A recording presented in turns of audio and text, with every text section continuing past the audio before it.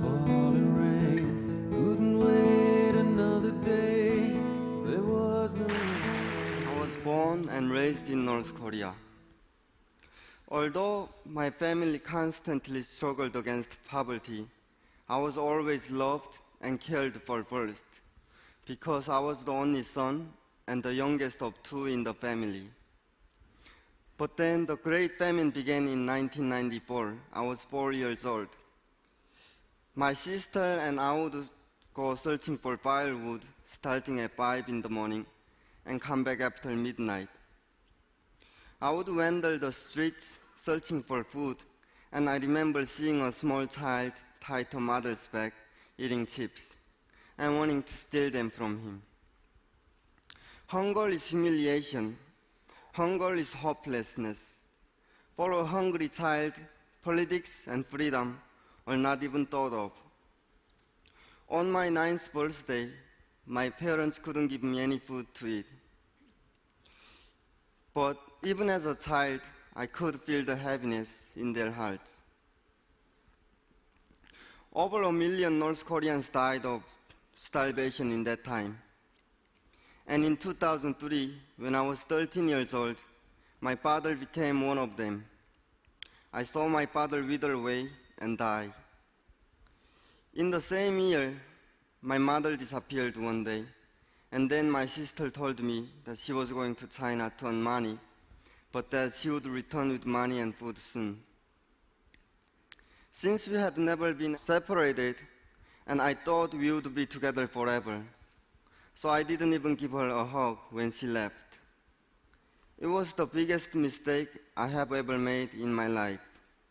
But again, I didn't know it was going to be a long goodbye. I have not seen my mom and my sister since then. Suddenly, I became an orphan and homeless. My daily life became very hard, but very simple. My goal was to find a dusty piece of bread in the trash, but that is no way to survive. I started to realize begging would not be the solution. So I started to steal from food carts in illegal markets. Sometimes I found small jobs in exchange for food.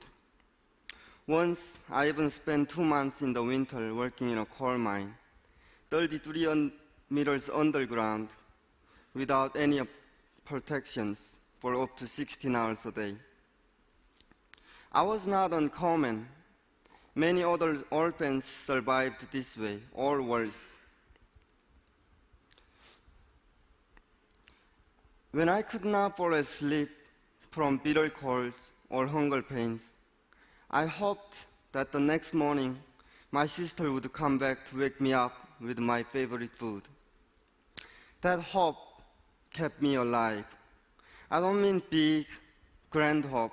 I mean the kind of hope that made me believe that the next trash can had bread, even though it usually didn't.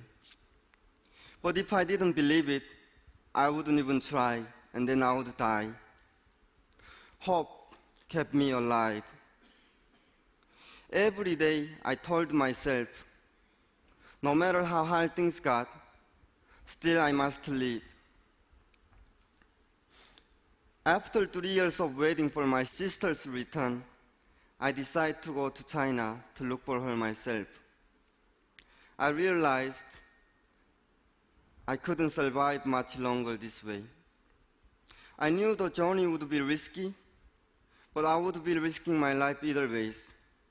I could die of starvation like my father in North Korea, or at least I can try for a better life by escaping to China. I had learned that many people try to cross the border to China in the nighttime to avoid being seen. North Korean border guards often shoot and kill people trying to cross the border without permission. Chinese soldiers will catch and send back North Koreans where they face severe punishment. I decided to cross during the day.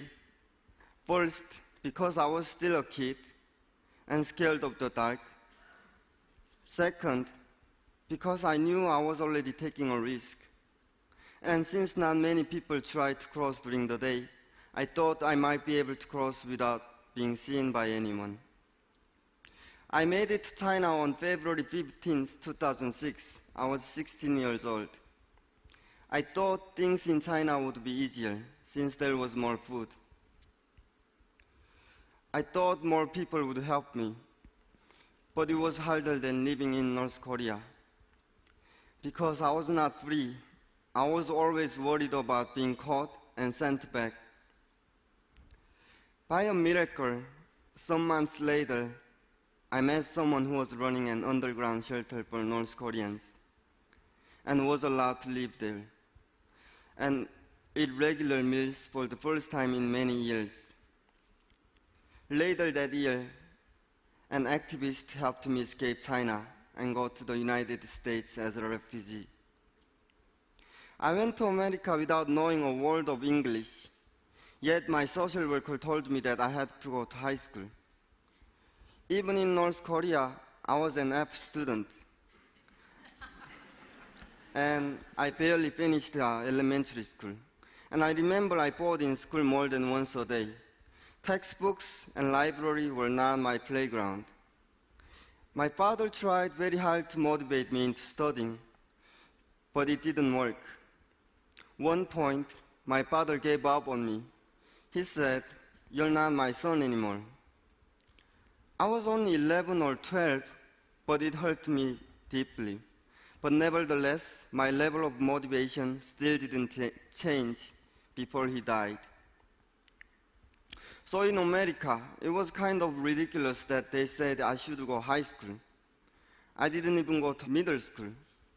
I decided to go just because they told me to, without trying much.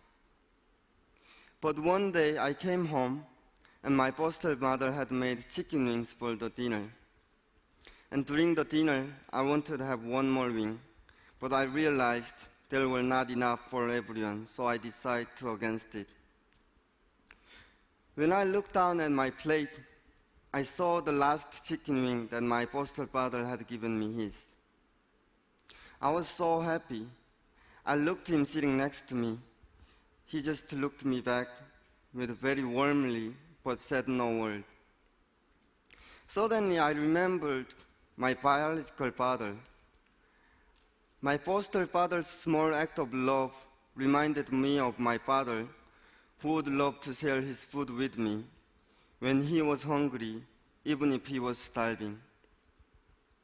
I felt so suffocated that I had so much food in America, yet my father died of starvation. My only wish that night was to cook a meal for him. And that night, I also thought of what else I could do to honor him. And my answer was to promise to myself that I would study hard and get the best education in America to honor his sacrifice.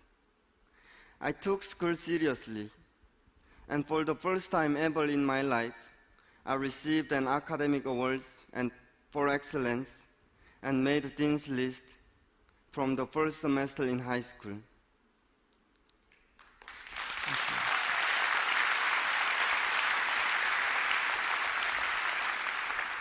That chicken wing changed my life.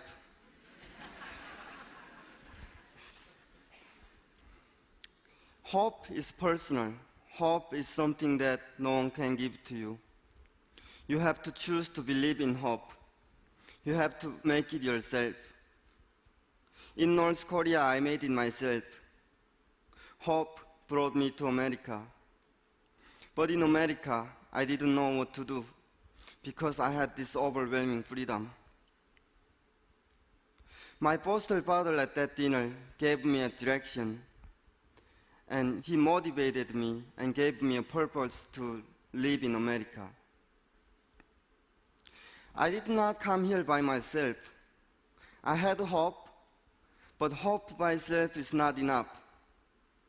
Many people helped me along the way to get here. North Koreans are fighting hard to survive. They have to force themselves to survive, have hope to survive, but they cannot make it without help. This is my message to you. Have a hope for yourself, but also help each other.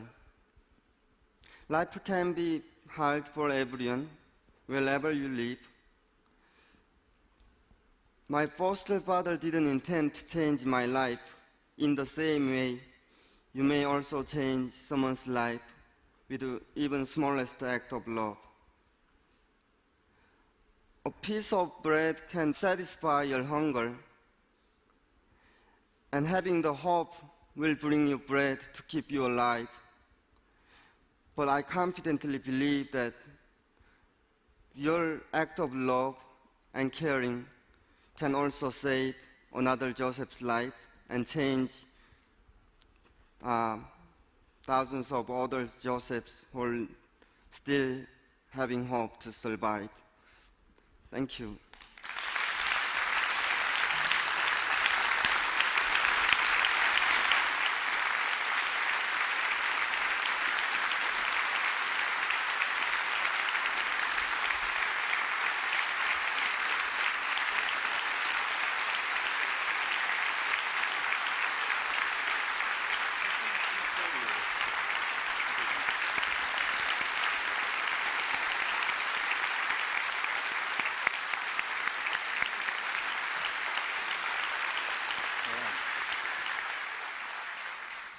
Joseph, thank you for sharing that very personal and special story with us.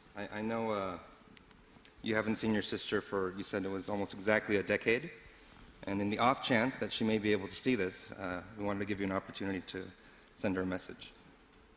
In Korean? Or you can do English then Korean as well. Yeah.